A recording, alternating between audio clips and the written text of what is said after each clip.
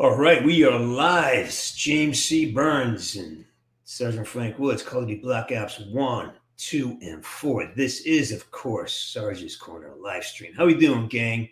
Got a little technical glitch. Going to be playing with that. Going to try to figure that out very shortly. Let's just say hi to everyone here. Who's here? Let's go. We've got, do not need a man. Stop telling me I do. Hello. Smurf is here. Mental Rat. Hello. Denvy Plays. Welcome. That's Alec Rhodes, of course. My boy Alec Rhodes is there. Earwax. Great name. Mental Rat. Love that. Eric D is around. Hey, Nick Brown, 33. How you doing today? That's a Joe Mama moment from my compilation. He has a W in there. Let's see. The Crazy Gamer 49 says, "What's up? Love my content." Well, I love that you love my content. It's the only reason I freaking do it. Pookie 0918. Orders, sir. The order is have a good day. That's my order to you. Enjoy yourself. What else are we going to do during the COVID? All right, got howdy. Ooh, who's checking in here? Roger Franzen. Bro, I lost $300 for a ticket. Oh, I hate that. You got caught speeding? Is that what happened? No. You look like Hammered Onion. Yes, I do. What happened? Roger Franzen, thank you for that. Appreciate it. Bro, I lost $300 for a ticket. I know. That's painful, me just hearing it. Osama Bin. Dionysus Dawson is here. Hello. The Beast Gaming is here. Maximus Ruby. How am I doing? I'm doing well. Jant Moore. Welcome back, my brother. Amerjet. Boss Chimp is here. What's up, brother? Amerjet Basra. Zombie Hunter. XC Paz. We got a crew here today. Yeah. And then like a hammered onion. So you guys having fun with the onion stuff? Because, wow, lots happened since that. There's rumors going around. I have no idea what it's about, but there are definitely rumors happening as far as that onion can go. So you guys heard any rumors? You guys heard anything that I should know about or you should know about? Anything you want to share? Got new comments here. Dizzy Bonkers, love that name. Can I give you, let's see, who's this? This is, who's this? Ghostface. Yeah, I love the onion shit. Hey, onions don't shit. Now, goddamn T-bone steak. We do have a job to do. Let's see. Maria P wants me to give her a kiddish. All right, Ebel, how you doing? Ebel, how you doing, my brother? It's all good. The Nighttime Gamers here. Or me. I think Al Coronel is trying to sneak in here. Al Coronel is our guest today. We're having a little bit of a glitch getting in. I'm going to try to bring him in. He's looking handsome as ever. I got a lot of Al Coronel paraphernalia to look at. And Al Coronel is the guy. See that guy right there in the picture? That's actually him. He is that devastatingly handsome. He's one of those guys who you just sit him. You go to a bar, you just sit down and let him do all the work because whatever's left over the night, he gets all the girls, all three of them. They all want Al, and you sit there buying drinks, everybody. He just drinks and talks to the girls. And then you drive him home, and you feel happy about the night because you spent a night with Al Coronel. That's who this guy is. Unbelievable. So I'm very lucky to have him on the show. We're going to get it going right now. I'm going to try to bring him in. So I think the problem is he's just too dynamic for the microphone. So I'm going to bring him in anyway. Here we go. Here's Mr. Coronel. Can you hear me? I can hear you loud and clear. Can you hear me? You're a little low. Can you crank up your audio a little bit? Sure. Let me take a look here. Sorry. As much as you can because you're kind of low. Can you guys hear him? All right. Let's see here. Settings shows you my stealth with all the stuff. Let me get How you guys doing? Can you hear Al? Let me know. Guys, let me know if you can hear him. Yeah, let me know if you can hear me. Sounds. That's just me being low. It could be me. Let's see here. I cranked this sucker. Keep talking, Al. 10. Got you. You sound gorgeous. Look at you. How you doing, my friend? I'm good, man. How are you? This is the first time Al and I have ever spoke. Well, no, that's not true. We spoke about 4 minutes ago trying to get this link fixed. First time we've met. And it's an honor to meet you. You're an actual Marine. So hats off to you, man. Thank you for all that. How many years did you serve? 10 years? I served 8 years in the United States Marine Corps from 88 to 96. Did you get deployed? I did. Where'd you go? I spent some time in Somalia, Mogadishu, when the Blackhawks went down. And I spent some time out in the suck out in Desert Storm. For about eight months I was out there. So while I was out there, I was part of Operation Desert Storm and Desert Shield because there were 3 portions of that operation: Desert Shield, Desert Storm, Desert Stable. And I was part of Desert Storm and Desert Stable. But when I came back to the country, all the parades, all the celebration were long over. I was like, where the hell are my parades? Yeah, right. Babe, before I get started, before I forget, I got you something. What'd you get me? I got you a freaking Oh, you guys are killing me. You're killing me. Oh, my God. All right. I pulled it out of my ass for you. You're a fucking Marine. I can tell right now, man. You are a Marine. And we're both wearing glasses. I love it. We both got glasses. You believe this? Yeah, I mean, like 3 years ago, I had no need for them. Now I'm like, I can't see what the hell that says. You know what? I started getting really cranky a lot. And I'm not a cranky dude. But every time I get really angry, I didn't want to do any work on the computer. I was always miserable all the time. And then one day I like, wait a minute. Because I'm like, I can't see anything. And I'm trying to read scripts and I'm shitty all the time. Put these on, I go, I need glasses. Simple as that. Oh my God. Yeah, no, I know. It's the same thing. And you know what? I'm always breaking these things. I'm always losing these things. And I'm like, where the hell are my readers? You know what I do? I go on Amazon. I buy them by the bushel. I mean, literally, I got glasses everywhere. They're like $5 a piece. I break them twice a month. I mean, I have them everywhere. I have 3 pairs in my car. I have them everywhere. I don't care. I have a drawer with all the spare parts. So whenever I get to the point where I'm down to like my last 2 pairs, I make sure I have spares. Hey, I know that guy. Let me get him up there again. Look at this handsome bastard. Look at this guy. See, yeah. Fresh out of high school down at MCRD San Diego Marine Corps Recruit Depot, 1988. Was the first battalion of the summer. So our company was well over 1,200 recruits. And my platoon started with about, I think we had 109 or 115 recruits. And by graduation day, we were dwindled down to about 83. Look at this guy. Where is this? That's out in the desert. We had just got flown into Saudi Arabia, Riyadh, and we were still awaiting our desert camis. So that's why I'm still wearing the woodland pattern. We were waiting for our desert camis to arrive. Nowadays, they get issued that stuff. Back then, you had to have a specific reason to be issued desert camis. Mm-hmm. Not everybody had them, or you had to be in some kind of desert deployment. It was a lot of paperwork and a lot of BS to try to get issued just a pair of desert camis, and now they get issued that in boot camp. Al, you look like you're like 12 years old, man. Oh, I feel like I was probably 12 years old there. Now, what are you sporting? Is that a 249? What is that? That's a SAW. That's a squad automatic weapon. So I got that. Behind me in the cab of that Hummer is my my M16A2 service rifle with the M203 grenade launcher on it. Which I hear nowadays, the M16A2 is now they're using AR-15s, and they have all kinds of little fancy attachments and grips and lasers and all this stuff they can attach to the gear nowadays. Yeah, I was dealing with, I have some Marines who like just fresh out, and they show me some of the weapons they got. It's like dealing with something from Vietnam. The stuff you guys had, it's like Vietnam era stuff right now. So. Yeah, it's like.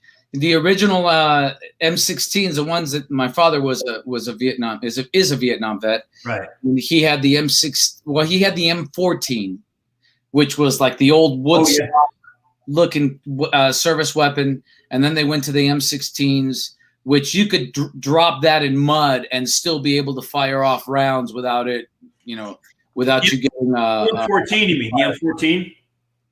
I know what it is, and they still use it ceremonially, like the Marine Corps Silent Drill Team in their ceremonies. They're using M14s. Really? Good. Yeah, the wood stock. It's got the wood stock on it. I know. I've shot them before. I know the weapon. Yeah, and yeah. Doing an inspection arms with an M14 is, you have to really work those forearm muscles to be able to pull back that bolt and lock it before checking the chamber.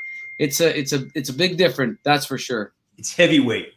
For sure. So let's talk about what everybody wants to talk about here, because I don't want to diminish your experience as a Marine, and that's all good, but this is the guy we want to talk about right there.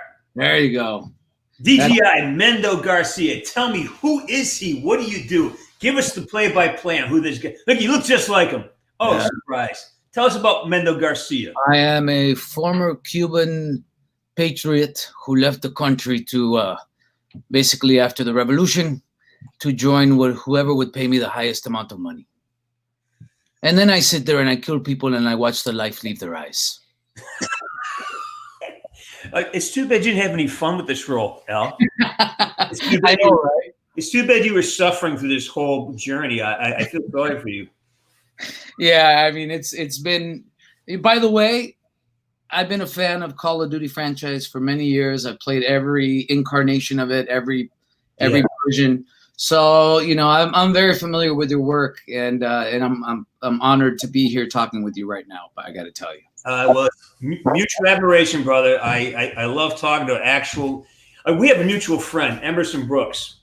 Yes, Emerson and I worked extensively on Black Ops 1, and I attribute a lot of the success of the Woods character to Emerson's acting prowess, because we had a wonderful chemistry on set. You know how that is, man. When you're on set and you have chemistry, right? Everything's better. I mean, it permeates everything. The body language, because our minds pick up on the body language. And Emerson and I were, we had a really nice working relationship, and it really made the character fly. And I was really disappointed when he didn't get to do the final voicing on Bowman, because I thought he was great. And they brought in Ice Cube, of course, but man, Emerson's, and you worked some on The Last Ship, right? I did. That's how Emerson and I met. He was playing a character by the name of Captain Malin, who is the third in charge on board the James, right? And which was the vehicle, the carrier, or not the carrier, but the battleship in The Last Ship. And we became friends. We hit it off. We've stayed in contact. Whenever we get a chance, we go play golf together. And great guy, and former military vet as well. He served in the Army, and so we had that in common, that we were both vets, and we've stayed friends for a long time.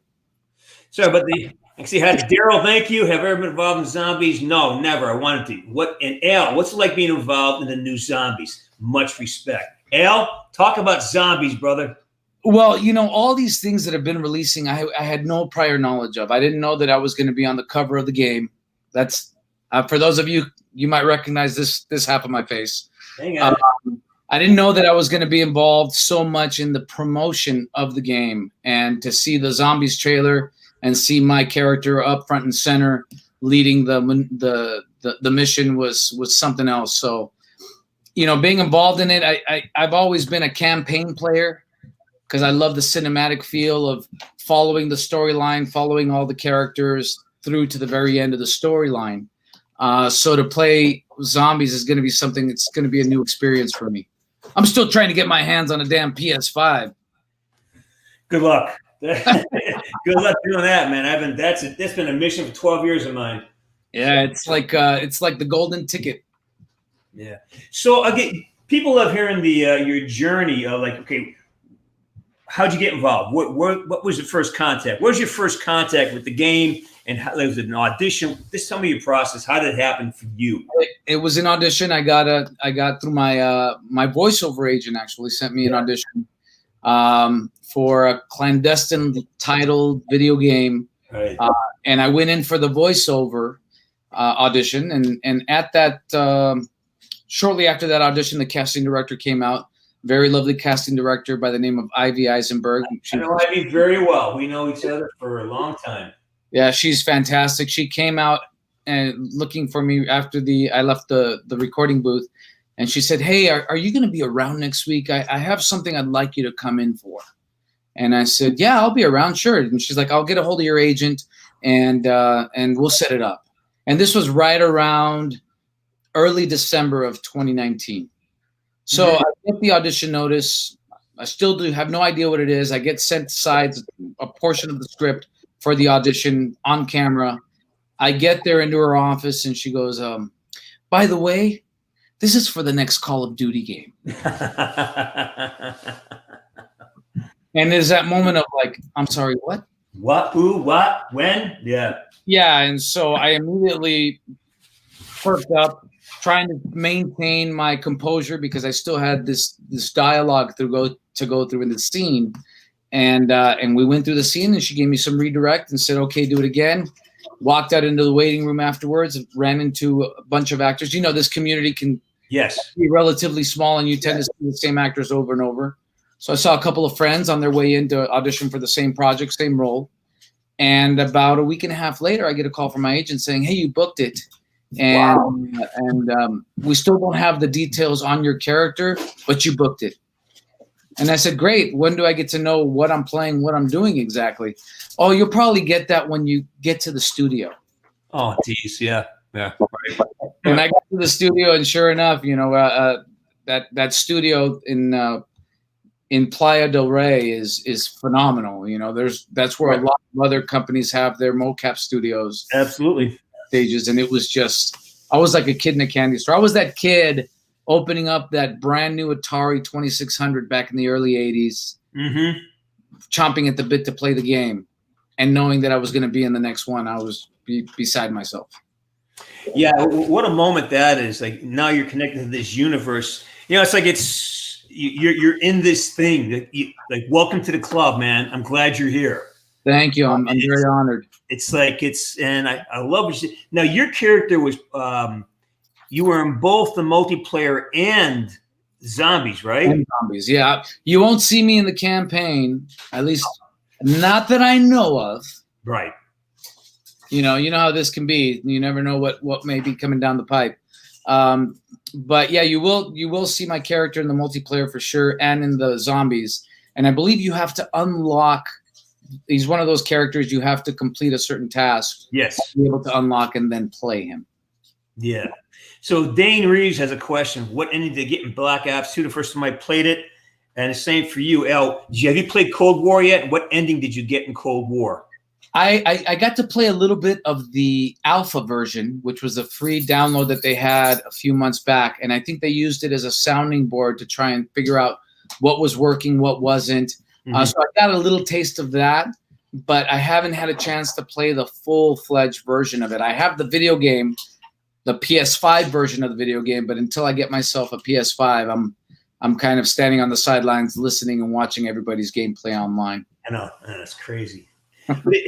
Isn't it fun to see yourself as a cartoon? I mean, isn't that just fun? I mean, it's unreal. It's unreal. Yeah, it's an out-of-body experience. And then the fun part is getting all the emails and the text messages and the video calls with people taking pictures of their kids playing as me on the video. Yeah. You know? So it's very fun. I'm having a good time with it. How many days did you get on that? Did you get a bunch of work on it? I started working in mid to late December. Like I said, they had done most of the mocap stuff in Chicago. So that was done early, late 2018, early 2019. And then I came in for the character design for the multiplayer and the zombies. So I was still kind of trying to figure out how they were going to develop this whole thing. Right. And I started working on it. It was mid-December. And I actually was working on another project. I was working on a TV sitcom with Matt LeBlanc. So I was splitting time between that show, then getting over to the studio, the mocap studio for this project. And that went into late January, almost right up until the pandemic closure, the shutdown. Yeah. Would you get like 10, 20 days on it, 30 days, something like that? Yeah, just give or take. it's nice to have that role. Like, you've worked series and stuff. There's nothing like a consistent gig. As an actor, you know how, I talk to these guys all about this, how it's an illusion that we're all rich. We're grunts, man. We are banging on in existence, and you have a tremendous history of You're a working actor. You are in the top 11% of our industry because you make a living. You make more than $16,000 a year. You're in the top 11% of the industry. That's a terrible. And you know what my goal is every year? What? Just gotta qualify for that health insurance. Unbelievable. That is it. You need $33,000 to qualify for Tier 1 health insurance. And that is most actors' goal, is to make $30,000 a year so you get the health insurance plan. Right. God bless you, man. Absolutely. Jesus. I was sharing with my cousin who is visiting from Costa Rica. I was telling her just what you were talking about, breaking down the percentage of the members in SAG. And I think 92% of SAG members, which is a huge number, make less than $5,000 annually. Yep. Yeah, and that's the numbers I have from SAG, because I actually did a lecture series on this, a motivation. I said, look at 11% of the industry only 11% makes more than $16,000 a year. Correct. That's it. Yeah, something like that. And that's that percentage is shocking. That means below that, it drops off very quickly. So that, so the fact that you're not just a working actor, but you're fairly successful at it, it's a testament to, number one, you seem like a really great guy, but number two, you're a damn good actor, man. Oh, thank you, man. I watch a lot of your stuff, and you're like, man, you're an easy hire, because you know exactly. TV is like this, right?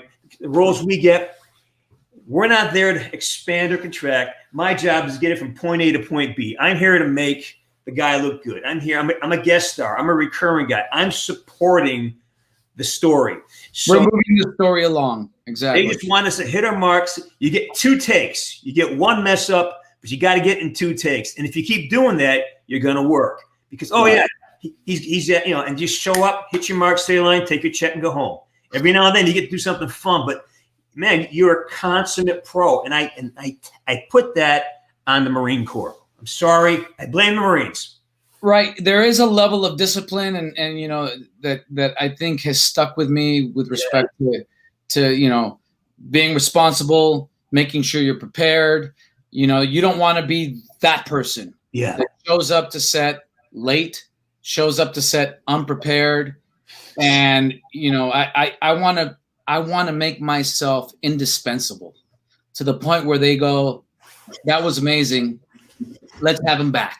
Because you never know the opportunities that come your way. I've gone in for what I thought were relatively small things. That Last Ship is a prime example of that.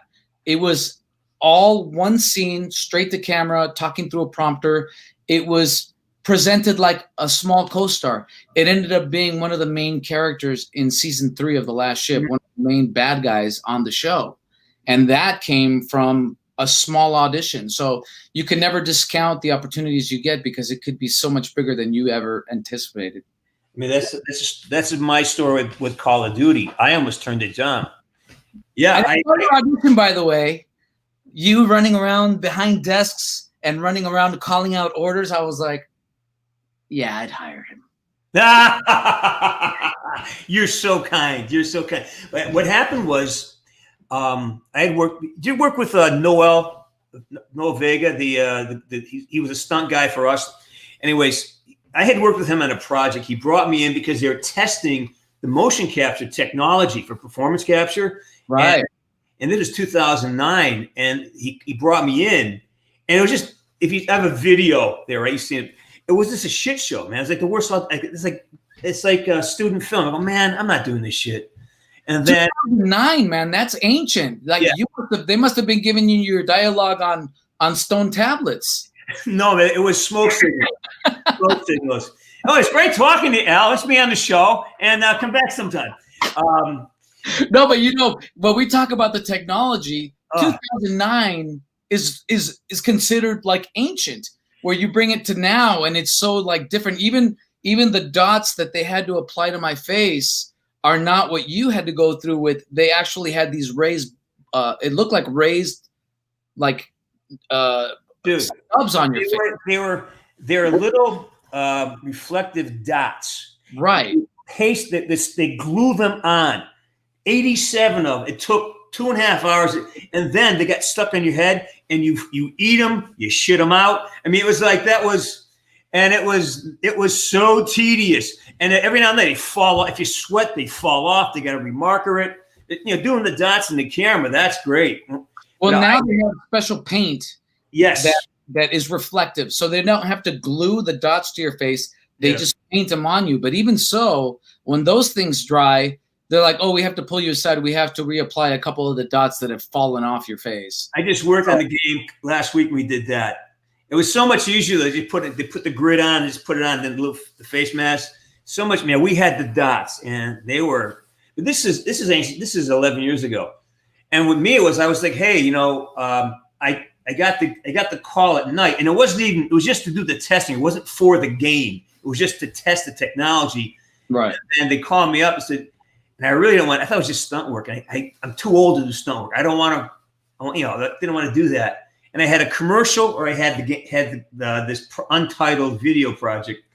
And I said, I was talking to this guy who was managing for me, and I said, he goes, "What is it?" I go, "It's Call of Duty." He goes, "What are you, fucking stupid?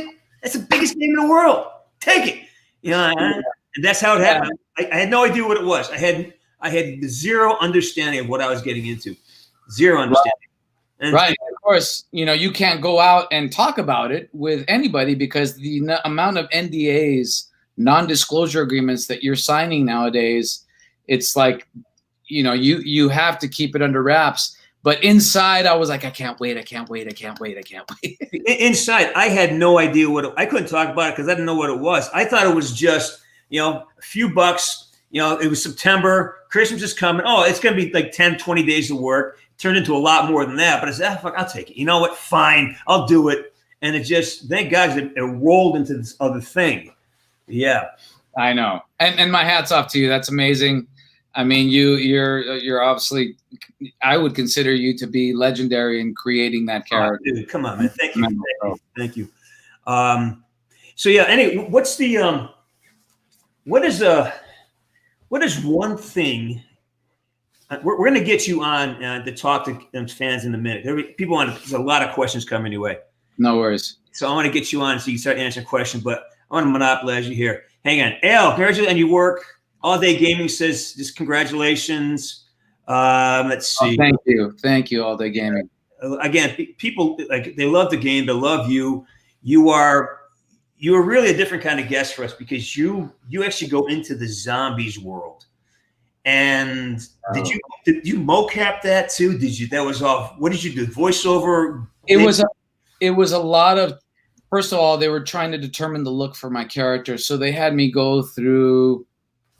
Over the course of about a week and a half, through about 12 different changes of attire and weapons, and whether I was going to be a knife wielding psycho and all that stuff. So there was a lot of, you know, me posing, and then, okay, keep that pose. And then they had me on a rotary platform that they had somebody sitting next to. They'd tell me to hold the pose, and then they would turn me quarter turn, take a picture, quarter turn, take a picture, and so I would go through this. Once they were happy with the number of poses. Now, I have these pictures. Are we cleared to put these out? I have them here. I just you have the ones of my character as it stands right now. As the ones the ones on the spindle you sent me those, but right. I want to make sure. Yeah, the ones. If I'm wearing the hood, we're cleared on those because that image has already been released. All right, because you have a bunch of them here, and they're great. I just want to make sure that I'm not causing any problems if I start showing.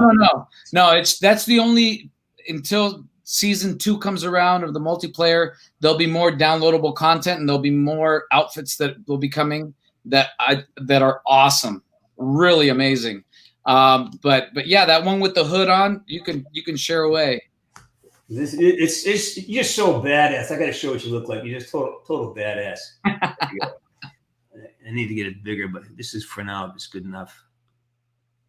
Yeah, a little small. I can't get it bigger than that. It's small file. Let me find another one. Anyways, that platform I'm on, once they find a pose that they love, then they'll spin you quarter turn all the way around. And then once they've completed that, they have you get rid of the weaponry. And then they do the picture again, 360. There's a lot of posing done. And then they take you into a body scan room where they scan your body with about 70, 80 cameras, every angle you could imagine. Yeah. Perfectly still. And then I can't show that because that's actually proprietary. So I can't show that. But I had the same thing when I tried to do that, and I got told you can't do that because that's proprietary to the company. Activision, Treyarch, yeah. No, I totally understand that. Yeah. And then there's the dome. And I'm sure you remember the dome where they have you go through every kind of facial expression, somewhere in the neighborhood of about 150 different facial expressions, and hold it. And then the cameras click on, you hear the mirrors open on the cameras because there's about somewhere in the neighborhood of about 180 cameras, something like that. Then the lights go out, the LED lights kick on, and then the cameras start flashing away. That for me was the most difficult part of the whole experience, because it was this idea of these flashes going off and me trying to keep my eyes open and not let it blind me. Yeah. So they kept telling me, look at this little spot in the dome and keep your eyes focused on that, but that wasn't working. So I found like a blemish on the wall in the far end of the room to focus on. And when I did that, I was able to keep my eyes open for the facial scan. But that, for me, there was a point where I was like, oh my God, don't tell me I'm going to lose this job because I can't keep my eyes open. Oh, man, I've been through, I had that when I first had to do the, now they have a video, but the T poses, what's it called? The ROMs, before you shoot, you go through a range of motions and you got it. And leg up. And I couldn't get it right. I kept screwing it up. Left hand. Oh, I put the wrong arm out. I'm dyslexic, so I go right hand. I put my left hand out. Right hand. You're like, no.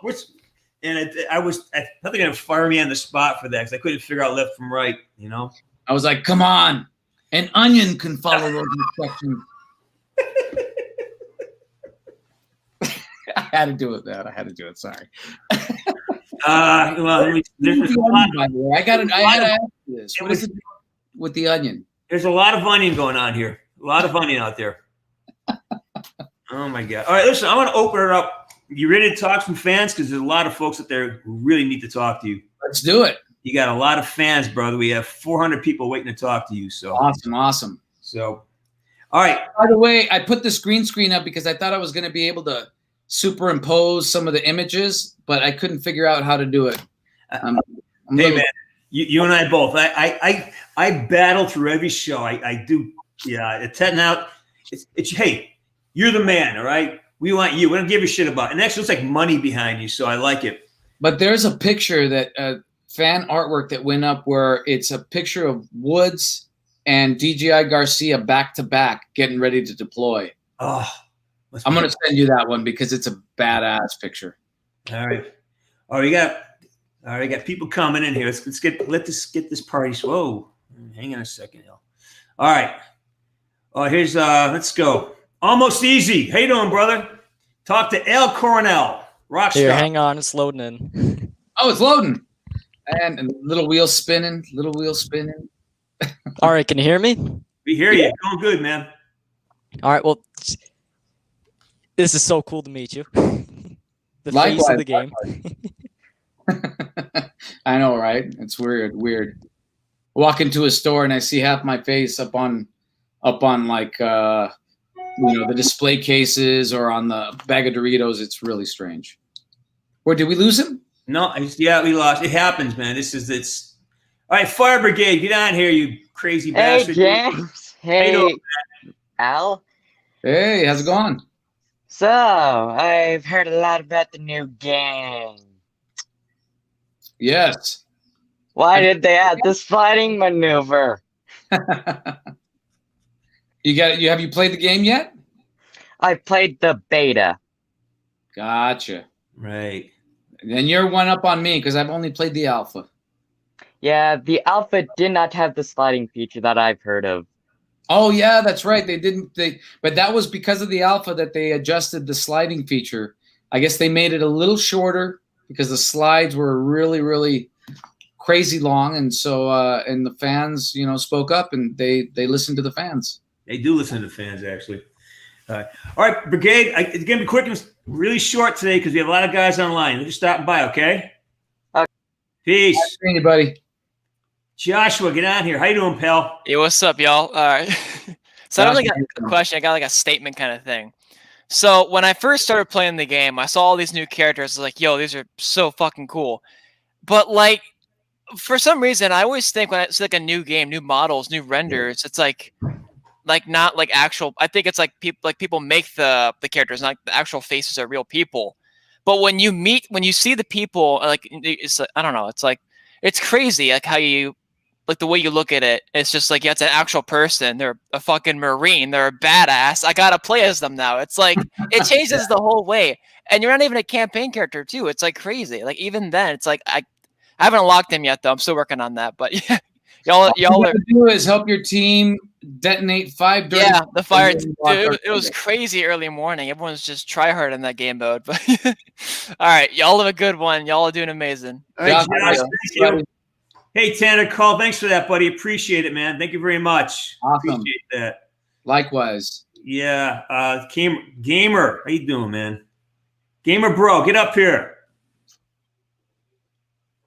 Way younger in Warzone than in Cold War. Oh, really?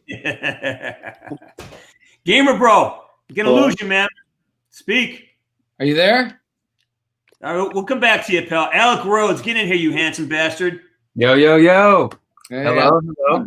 I hope you guys are having a fabulous day. I have a question for Al. So I looked on your IMDb page and I saw that you were a stunt rigger on Fear Factor. Do you think you can maybe just like tell a little bit about working on Fear Factor? Well, listen, the stunt coordinator Norm, he was amazing, and I ran into him in Vegas playing blackjack. We were sitting down talking. He's like, "What do you do?" I'm an actor. He's like, "What do you do?" I'm a stunt coordinator. "Oh, really? What do you do?" Fear Factor. I was like, "Get out! I do some stunts." And he brought me on. He said, how do you work to be a contestant on the show? And his answer to me is, "You don't want to be a contestant on the show. I have 2 words for you." And I was like, "What's that?" He said, "Buffalo cock." And I was like, "Come again?" He's like, "That's what our some of the interns had to eat to see if it would work as a part of the contestants challenge to eat buffalo cock." And I went, "I don't need to be a contestant." And he's like, "Rigger, you can help me rig." And so that famous episode where they're sliding down the exterior of the Luxor and trying to pluck off flags, I got to test that out myself. Whoa. Contestants. So yeah, there were a few things that we got to set up as a stunt rigger on that show. Well, cool. Cool. Well, I'll leave the rest of the Call of Duty questions for everyone else, and hope you guys have a great day. You too, man. Nice meeting you. Alex, thank you as always. Peace. Peace out. All right, we got here. Guess, let's see. Oh, Home Run Ninja, get in here. Hey. Hey, look at Hi. you. You're probably the one who kills me every time I play multiplayer before I even have a chance to shoot off the first round. Wait, wait, what? You played with me? No, I'm saying because I usually get like killed right away in multiplayer. Oh, and okay. No, I always get killed. I always get killed. Wait, first. Home Run Ninja is his dad's based in his dad's a Marine captain. He's in Okinawa, right? Yes, sir. Camp Schwab or Camp Butler or Camp Hansen? Neither. Courtney. Oh, okay. Oh, wow. Yeah, I've been to Okinawa. I was out in Camp Butler out there for a little bit. That's awesome. Yeah. I just had a question. So your lines are probably the coolest in multiplayer, just because they're the most fun to listen to. So do you have, and zombies as well? But I haven't unlocked your character yet. I'm working on it. Okay. Do you have do you have any plans to work in other future games or campaigns or anything like that? You know, this is the second video game that I worked on. The previous one that I worked on was a game called Days Gone. And you don't recognize me. You'll hear my voice. It's that zombie apocalyptic game. I play a doctor on it, and it's my voice and my movement, but it's not my face. So this is the first time that they actually took my face and put it out there like that. So I'm hopeful. I'm hopeful. You never know what happens. You know, like with James C Burns here. You know, he ended up doing a long haul on Call of Duty and created quite a following for himself. So you never know. You never know. He's auditioning for stuff. You said you just auditioned for something too, didn't you, James? No, I shot a game. Shot a game. Shot a game. Yeah. So. Yeah. Can you say what game that is? I cannot. Oh, okay. And that's one of the things too, is we're constantly auditioning, but we can't really talk about what it is until it's actually out there in the world. Okay, that makes sense. Yeah, but that's really cool. That I hope you're in future Call of Duty games. I hope both of you. I hope so too. That'd be really fun. That'd be an interesting duo in the campaign if you guys were like fighting each other or something, or on a team or whatever. You can be on the same team. I've seen quite a few photos of people playing as Woods and people playing as Garcia being side by side. Yeah. So that'd be amazing. Yeah, that'd be awesome. Yeah, thank you. I don't want to take up too much of your time. All right, tell your dad thank you for his service. Yes, sir. Thank you for yours. All right. Good talking to you, kid. Bye-bye. All right, Captain Lobo, speak. Lobo. Oh, there he is. What's going on, man? Yeah, we're talking to you. Can you hear me? Can you hear us? All right, we'll try. We're gonna go back. Somebody's ready. Classified. How you doing, handsome? Sergeant, how are you, sir? You know, now we're talking to you. We are so much better. Yeah, look at you. I like the shades. Oh yeah, I had to bring them out. Every time I'll be here, you're going to see the shades. And Mr. Coronel, nice to meet you, sir. Likewise, nice to meet you as well.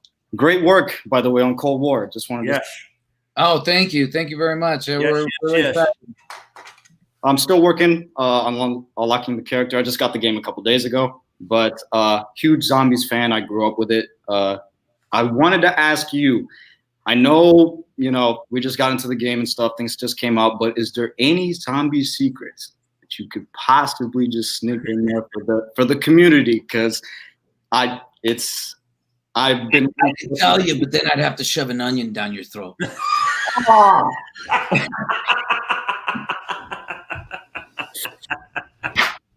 right. How about this?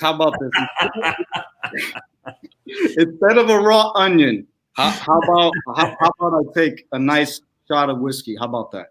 Outstanding. Cheers to you, my friend. Garcia onion. I love it. I'll raise a glass to both of you guys. Thank you so much. Cheers. I'm gonna put you off, man. We have 100 people lined up here. Good talking to you again, man. Peace. Likewise. See you, Sarge.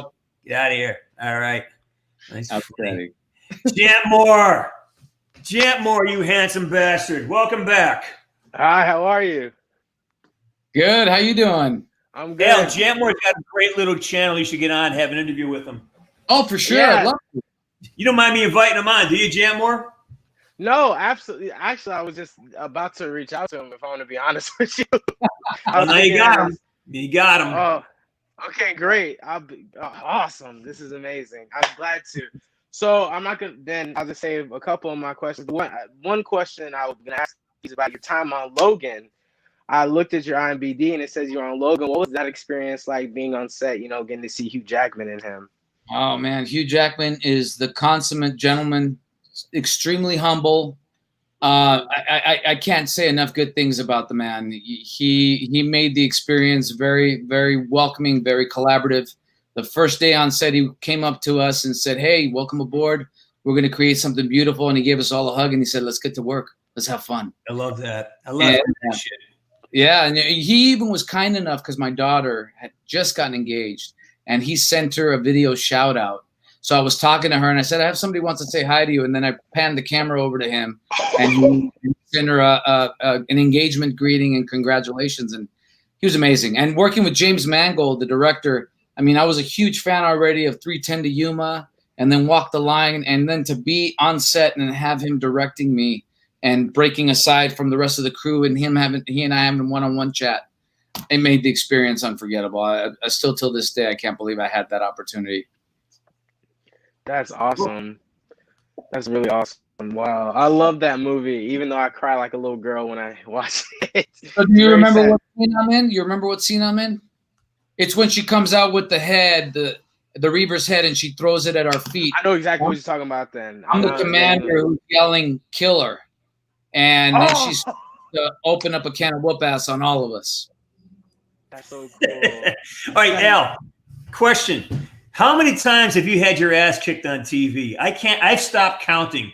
Oh man, quite a few, yeah, and some very disturbing ways as well. So I'm sure there'll be plenty more coming. I've been thrown in dumpsters, run over by trucks, shot in the head, shot in the ball, shot in the leg. I have taken a beating. Even in Call of Duty, man, Woods takes a beating quite a few times. So just curious. Yeah, and you even put a gun to your head. Yes. I was like, oh, he's gonna blow his brains out playing some Russian roulette.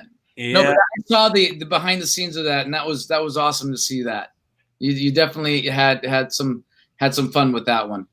Everything was fun. I never worked a day in my life on Call of Duty. Everything was fun. Everything. It's like make believe day at camp. It's amazing, and you get so into it that it's just you forget that you're wearing this mocap suit and this heads up camera, and it all kind of just drops off into the ether, and then you're in it. Like I say, I got paid to play Army. Exactly. Jam more. Reach out to Al. If you need information, I'll give it to you. I'll give his yours, and then I'm going to kick you off. Get more people on. Good to see you, buddy. Sir. All right. How many? Oh, I just cut him off. All right, Brody for president. Get in here, Brody for president. Hey. Hey, how's it going, buddy? Yeah. So, one question. So you work for the Warsaw Pact. Would you rather be a NATO operator or a Warsaw Pact operator?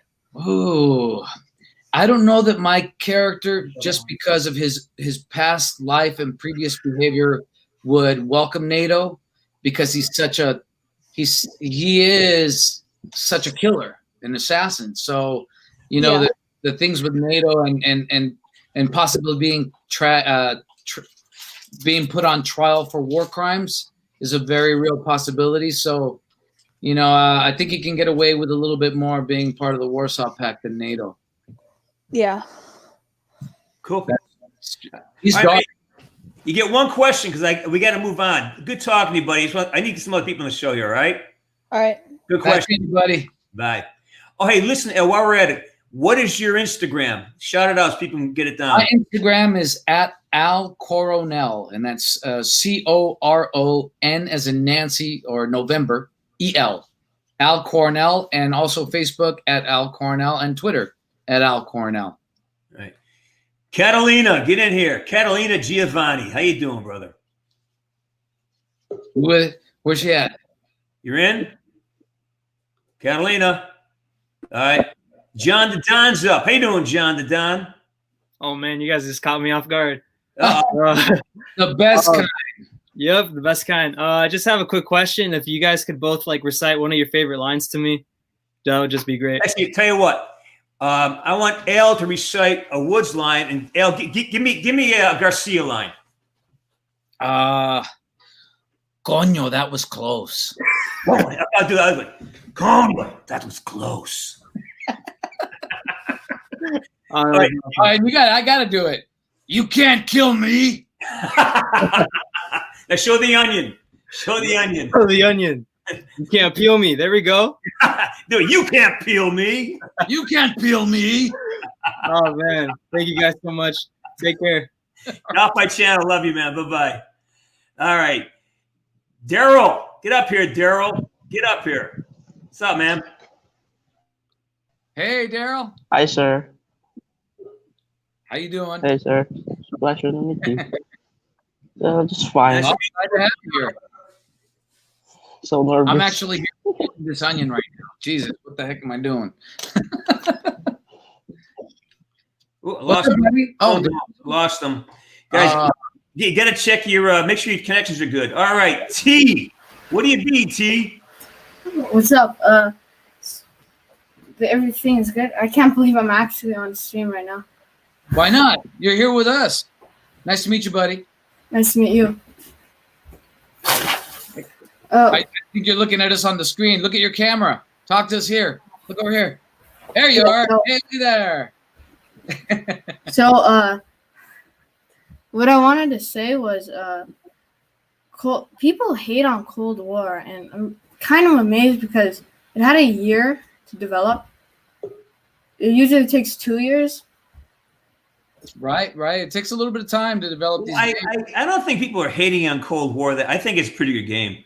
I don't see that as a lot of that. I mean, people have complaints about it, but I think there's a lot of. I think the game's good. I think it's great. It looks amazing. Goddamn Alvaro Coronel in it. How could it not be great? Come on, man. Alvaro Coronel's in it. It's a great game.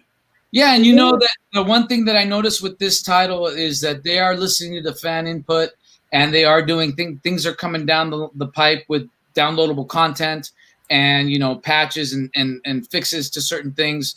So, you know, there's still more to come with respect to this game. But the one thing that really amazes me about this game in particular is I think it's the first time that all the programmers and designers had to finish this game from home. From home. Because of the pandemic, yeah. They all couldn't go to the office. So they basically had to work remotely from their home office and be able to complete a task such as this from home in the manner that they did. And the end result is phenomenal. My hat's off to all of them. Good point, buddy. Hey, T, I'm going to let you go, my friend. I got people lined up. Good talking to you. All right, nice talking to you, buddy. Peace. All right, here we go. We got All Day Gaming is back. Hey there. Hey. Hi. Hey there. Just wanted to congratulate Al. Your voice is amazing in game.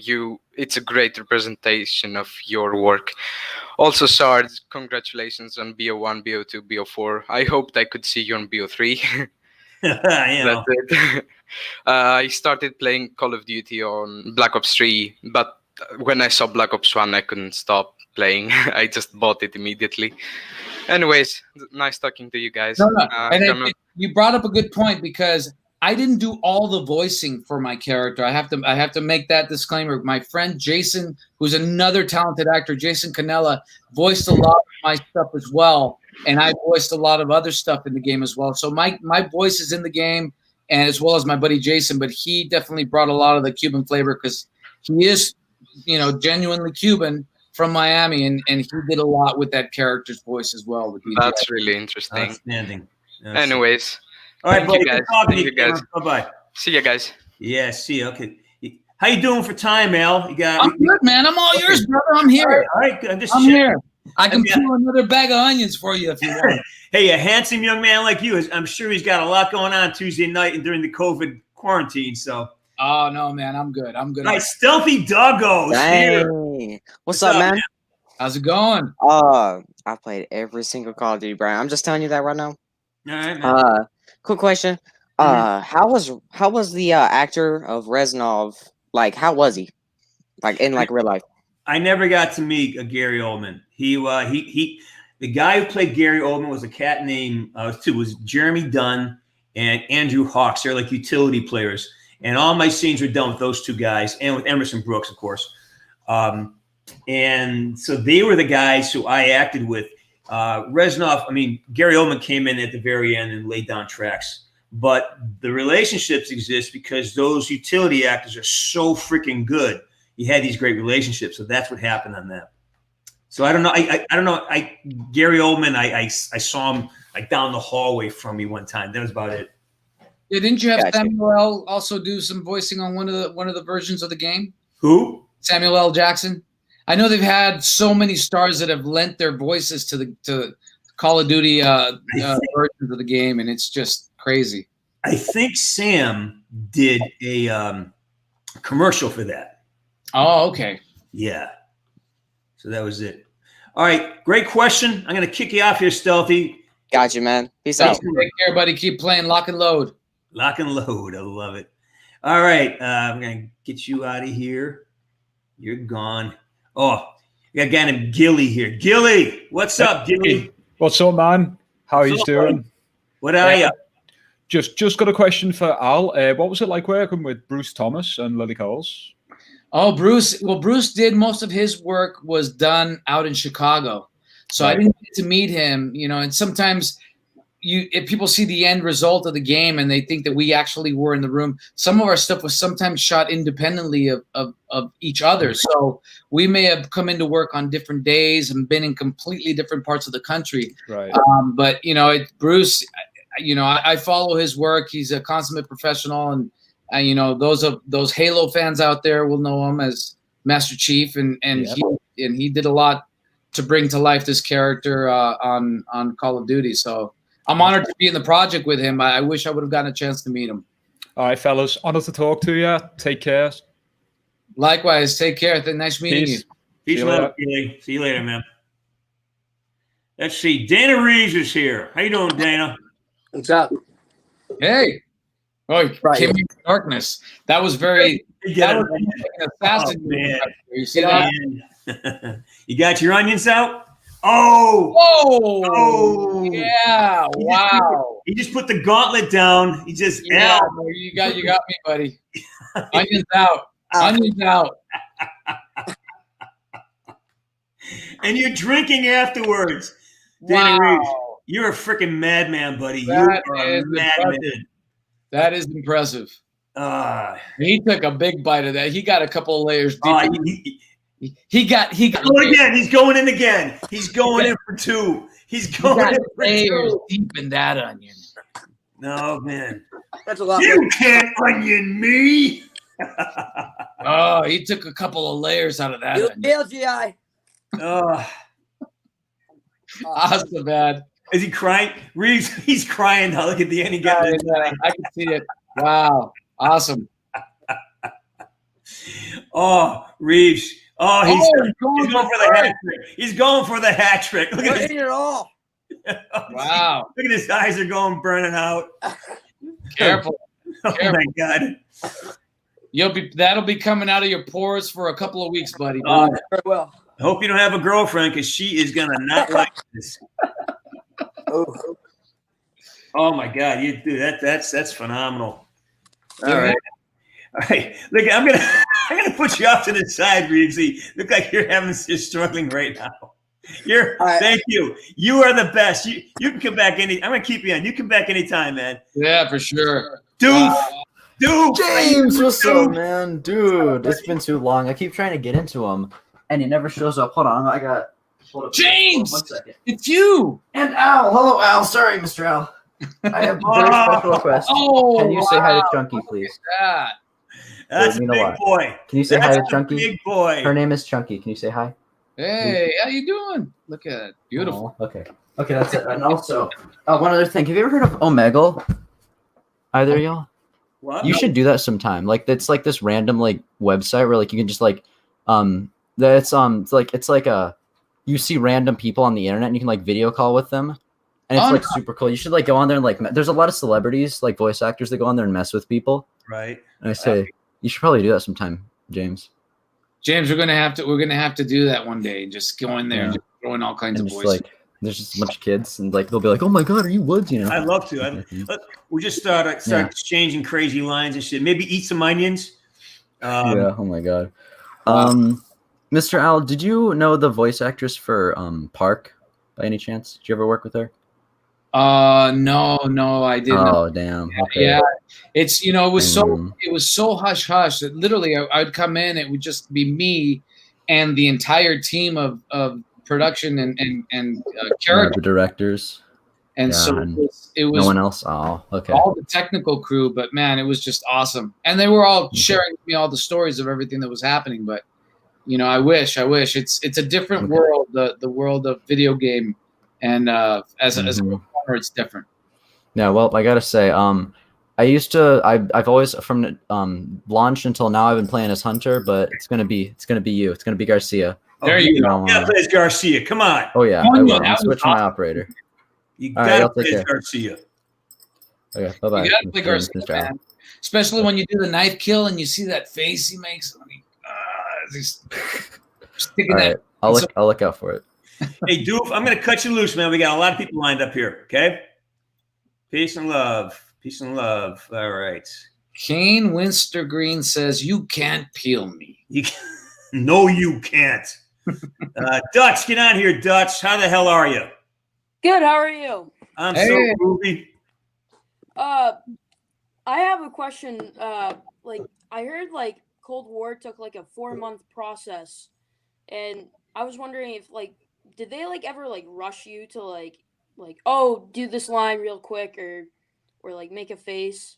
No, they never. I never at any point throughout the project felt rushed at all. You know, they took their time. They wanted to make sure they did it right. The game actually took a lot longer than 4 months. You know, most video games take anywhere between 2 and 4 years to complete. And so even the technology that they may have started with at the beginning of the project may have changed. So they have to incorporate some new technique or new technologies into the game as it progresses. But this one, I believe, took just under 2 years to complete. Oh, that's crazy because like I heard like on like I searched it up like how long it took and I saw 4 months. I didn't know like if it was like in a different time or No, they did most of the principal motion capture down in Chicago. That was early, mid to late 2018, 2019, and then the character design and the character team for the multiplayer and zombies went to work, I believe, starting in early October all the way on through about February, March, just up until the closure, the pandemic closure. So did you like ever get to like meet like the like campaign people? So like any of like the New Woods or Lazar? No, I didn't even realize that they were afraid to be on the same set as Al Coronel. I'll tell you right now, because like some actors, you just don't want to stand next to on camera because the camera never sees you. Wester Green, I'm going to kick you loose because we have to move on to the next guy, and the next guy, if I bring him on the show, like I'll just vanish, and the two best looking guys in the history of Call of Duty are going to be on the same screen. I just have to run away. So there you go. This is probably a real soldier. He was in the Army, not the Marines. Welcome to my old friend Emerson Brooks, the original Bowman, the real Bowman.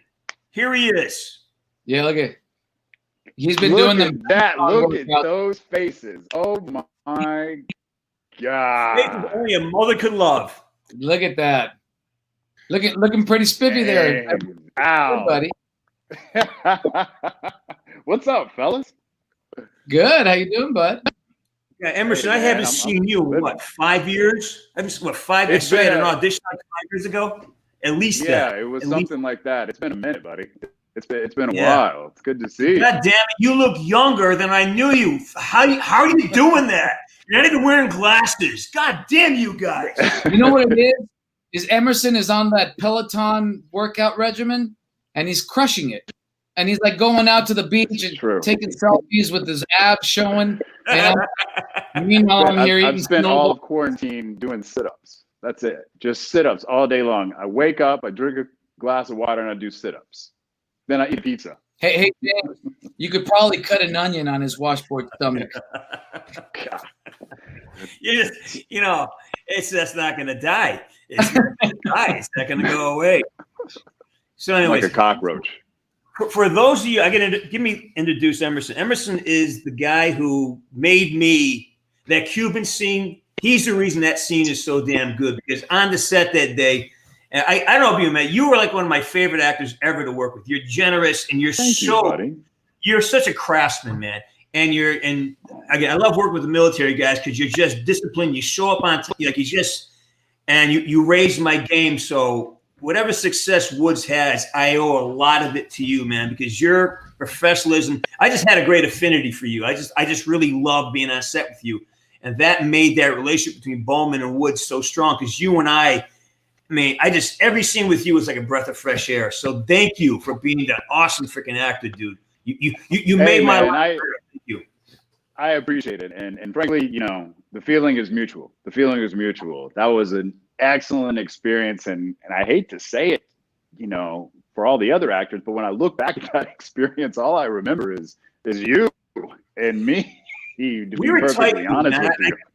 I was really, I mean, you know, when I found out they weren't using your voice for the, I was like, what are they crazy? Because our connection, especially in the Cuban scene, I have that as behind the scenes, and like you just make that scene fly. Just your behavior forced me to do things, and again, man, I hope I get to work with you again someday. You just now I got that AL. would be awesome.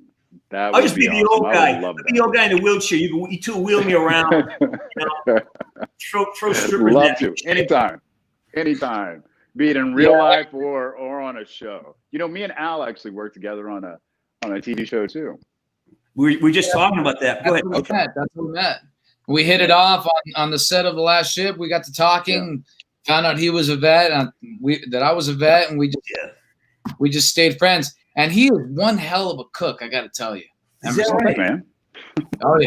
Thanks, buddy. Yeah, I appreciate He'll that. cook for you and make you some good. Yeah, he made me an old fashioned that was just amazing.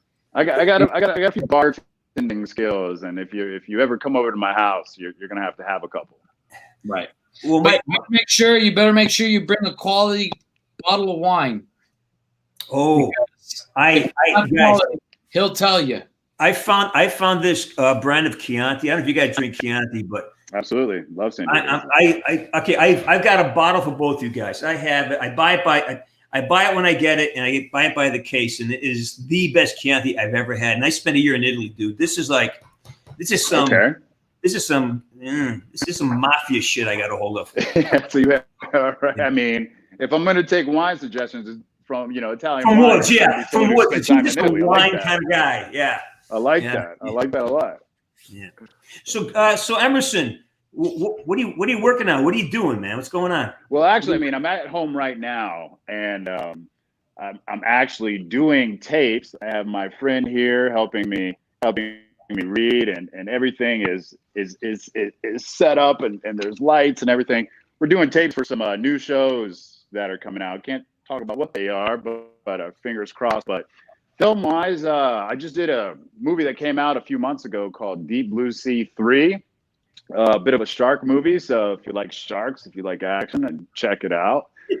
Game, I'm in a little game that just came out. Not a lot of people have heard of it. It's called Miles Morales. It's a Spider-Man game. It's on a little platform called PlayStation 5. No one's really talking about those things, but if you if you get a chance, check out Spider-Man Miles Morales on PlayStation 5. Just came out, and I got a few other games, so things to look forward to. I always love seeing you pop up in movies and TV shows, man. I sit there, hey, that's Emerson. That's Emerson. It's like, I'm like a kid, Didn't you get blown up in one of them? Was it MacGyver where you got blown up, or you got shot, or what happened on MacGyver? I mean, honestly, I think out of everybody in Hollywood, nobody has been killed or had their ass kicked on camera more than me for some reason. I'm just, people see me and be like, I would love to kick that guy's ass on film. So that's what I got it for. Yeah. Hey, do you offer your mistaken for Dwayne Johnson, Emerson?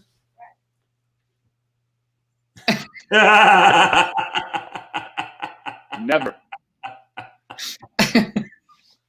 I love it, dude. I love it. Perfect. Never. Ever. Oh, look at you, dude. This jacked. Anyone ever mistaken me? Can you smell what Bowman is cooking? Never in my life has anyone said that to me. That's the first. Can you smell what the Brooks is cooking? Yeah, buddy. Yeah, buddy. Good to see you, Emerson. What a great surprise, man. Thank you. So I see there's some. First of all, thank you for having me here. I see there's some chat coming up. I'm actually got small format here because all my other cameras are connected doing the filming of the things I'm reading for today. So I'm actually just on the phone. But what are people saying in the chats? Oh, let's see. Some stuff. They're just mostly impressed by your arms. Thank you. Thank you, by the way. Yeah, both you guys did both a couple of studs, Yeah, the dude is buff. So you're making an appearance here. They're saying they love you. We are saying we love you. Well, we love you too. Bowman. Thank you, Yeah, guys. Thank you, guys. we're just rolling through this. Well, I tell you what, why don't we take some callers? You can talk to the people. Come on, they'd love to get to All know right. you. For All sure. right. Let's talk to some people. All right, here's what's up, man? Hello, what's up? Oh, we're talking to you now. That's what's up. Yeah, I know. I can't believe it, but Oh, you're here with us. yeah, I got my onion right here. Oh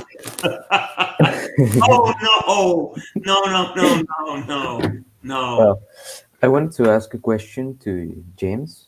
Yes. That when you made Black Ops 1, you thought that it was gonna be a series instead of an individual game?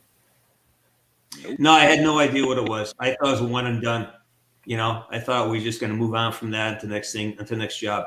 So everything happened afterwards was really a great, pleasant surprise. You know, yeah. That's right, bud. You went on and did a number of the Black Ops games. You know, I was in, I think, some more of them too. I was just playing totally different characters and didn't get a chance to work with you. Yeah. Yeah. I remember seeing you on the call sheet sometimes, and I was hoping to get to cross paths with you. But like I said, these things are made in such a way where you may never be on the same coast as the person who's in the scene with you. It's just, you know, you could be, you know, and so a lot of times, Reznov, Gary Oldman did his recording up in Vancouver for Black Ops 2. Oh, So wow. that's, yeah. All right, Onion Patcher, I'm going to let you go because we have a lot of people here to say hi. Let's get my Irish friend on here. I know him, Ger. Now he's got a great show called the Awfully Irish Podcast. I highly recommend you guys join and jump on. He's a great guy, and he's a world champion archer. This kid Get out! All right. All right, yeah. There you go. Ah, Yeah, nice to meet you guys. there you go. It's don't flick. It's release, right? Release. Just release. Close enough. Close enough. Yeah, actually, it's cool. You know, Call of Duty Cold War was the first to have this kind of bow I shoot, the recurve bow. That was pretty cool. Okay. But yeah, Emerson, I didn't know you were going to be here. I don't have a question for you, sadly. Sorry about That's that. okay. But I do have one for you, Al. You worked with Reggie Watkins for Cold War. Did you meet him before on Bosch? No, we knew each other through, same circle of people, but I didn't get to work with him. He was out in Chicago doing the motion capture. So he's another, person who I would have loved to have worked with in person, but unfortunately didn't get to meet him. But we've been talking back and forth, he and I, with all the release of everything and the popularity growing of his character Sims and Dji Garcia. So it's interesting to watch the whole development take place. Yeah, I was talking to him earlier on, and he's saying everyone who's involved in the game has just such a great chemistry at the moment. Oh, So, yeah. It's how it is. Well, awesome. Well, thank you. Thank you for that question. Yeah, I wish I would have worked with him. Hopefully in the future that will be a possibility. But we'll see what happens. Yeah. Hey, Gerard, I can put you off to the side and put some more people on for a second. It's great. I got to go anyway. All right, buddy. I'll message you later on. And I'll see you Saturday, right? There you go. See ya. Bye. All right, guys. Let's go. Cash, get on here, man. Oh wow! You're in, buddy. Hey guys, how's it going? How's it going? So I have a question for Woods, maybe two. I was wondering, for the first Call of Duty, what was the most labor-intensive scene that you did? Labor intensive? I got an answer to that one. Yeah. Yeah, all right, Emerson, give me an answer for that. The Russian roulette scene. Okay, the one that you died in. Oh, Yeah. Yep. I mean, the behind the scenes? that was just so detailed. It was so specific. It was so specific that we had to get it right. There was a lot of coordination, a lot of choreography, a lot of moving pieces, and it was, it's a real, important part of the story, and we knew that from the beginning, and it was kind of a throwback to Deer Hunter. So I felt like I recall that one being pretty labor intensive. All right, here's a story about Emerson's professionalism. This is remarkable.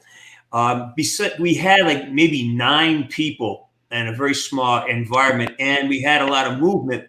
So when he got whacked in the head and went to the floor, he had to actually crawl off the set so that we could actually shoot it. And I have it in the video of him trying to crawl, because like we had to come up around him, and he kept, you know, so he was the most professional ever. He just made it easy, and it was almost in character. He kind of crawled away in character. One of the most professional things I've ever seen in my life. Like, I also had another one. I'm trying to think what it was. Oh yeah, what was the character for you, Woods, in Black Ops 1 and 2 and 4? What characters were you the most closest with? At least their actors. Like, were you closer with Mason or Hudson, Weaver? Okay, the guys who ended up being on the show, you know, Ed Harris was never there. You know, the guys was Emerson, was Andrew Hawks, and Jeremy Dunn, and then Black Ops 2 was you know, Rich McDonald, who we had met on a film prior to that, and of course Camar de la Reyes. And I had, you know, wonderful, all these guys that had great relationships with. Like, they really picked the cast as very chemically connected. I think there's a lot of great chemistry on set. So those are my main guys. Yeah. And also one more. How did you feel when you weren't picked to be Woods in Cold War? I didn't know anything about it, so I didn't have any feelings about it at all. I didn't know what was happening. I found out right about the same time you guys found out. We're not talking about that in the show. We're talking about Al Coronel. We're talking about the real woman, Emerson Brooks. That's what we're talking about. I can tell you how I felt when they decided to bring an Ice Cube to. They're like, "Hey, we should have a celebrity in here to do this voice." Oh yeah, hear that. Oh yeah. Tell us. I want to know. Yeah. Oh no, it was fine. You know, it was. I was very happy and supportive. But I was furious. I was absolutely pissed. I wanted to bring something down. Are you kidding me? Forget being like politically correct. I was like, these sons of bitches, I will never work for them again. And they called me like 4 months later to work for them again, and I'm like, absolutely. Where do I show up? Yes. What time do I got to be there? How many days what time do you need me? Hard feelings? None at all. Whatever. So one more. I'm sorry. I know you want to get to other people. For Emerson. So what? I'm not new to this, but I'm not very educated in this. Were you the mocap guy for Bowman, and Ice Cube was the one who voiced him? In that, I did the motion capture and the voice for Bowman. I guess, you know, there was an executive level decision. Once we'd finished the game, there was an executive level decision to possibly see if we could bring in some celebrity or known voices to fill in some character roles. And that kind of started the trend of, you know, celebrities coming in, or like, you know, movie stars coming in and doing voices for a lot of the games. Call of Duty really brought that to the forefront. And they asked Ice Cube, probably paid him $1 million, and he came in and did in the studio in, I don't know, a week, what we spent over a year doing on the soundstage. So, and they don't tell you, you know, you find out, your friends get the game and be like, "Hey, buddy, you sound a lot like Ice Cube." I'm like, "Well, because that is Ice Cube. That is Ice Cube. yeah. I can imagine. I mean, it's there's no promises in it, and the check's still cleared, and I still did like 5 more Call of Duties after it, so it's all good. But you know, if I ever see Ice Cube, I'll let him know how I feel.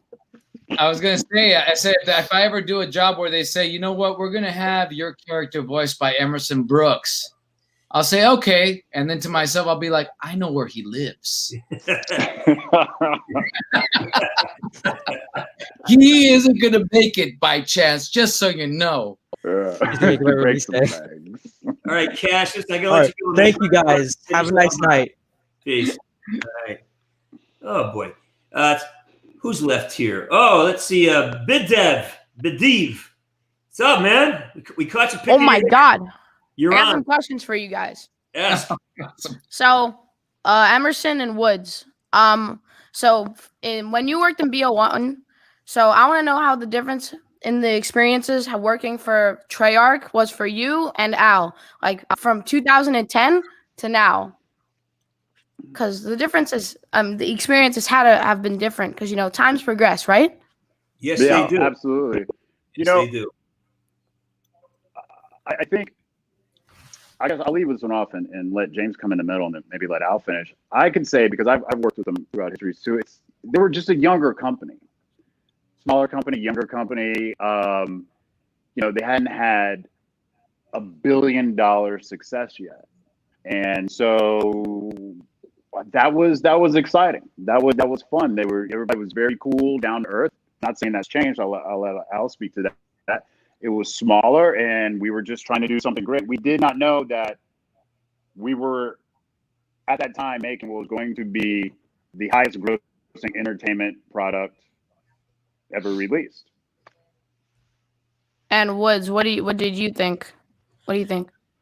Again, for me, I've said this many times, it was like one long narrative, because when Black Ops 1 finished, we basically, you know, I had a lunch with Dave Anthony, and we started rolling right into Black Ops 2. Black Ops, by that time, Black Ops 2 was so exhausting, it was almost a welcome relief, because I had been almost 2 years straight working on this.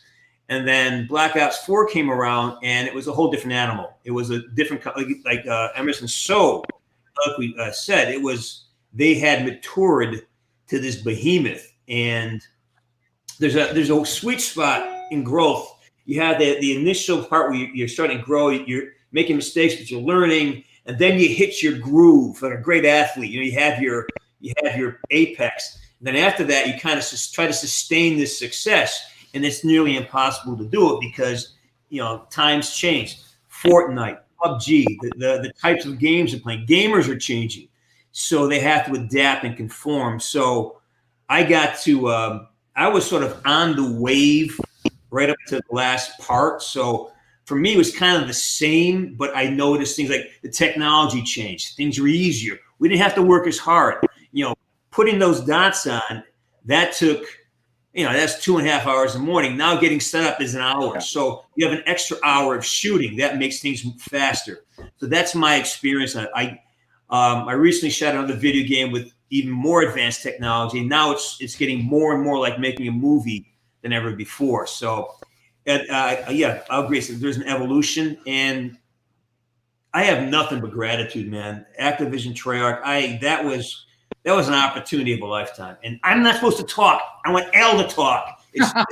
I'm not here to talk. I want you guys. No, but it's important to know. You know, when I got to it, it was my first experience working with Treyarch, and to me, they just seemed like a well-oiled machine. And so for me, I know that comes with experience. And going back, Black Ops 1, 2, Ghosts, all that stuff that they did progressed them to the point where, like, they're on it. They know what they're doing, what the end result will be or look like. And so for me, I think I benefited from that experience, because it made things run very smooth. Do they just like give you lines and you say them, or is there like a whole process to it? Like, I mean, do they still do motion capture?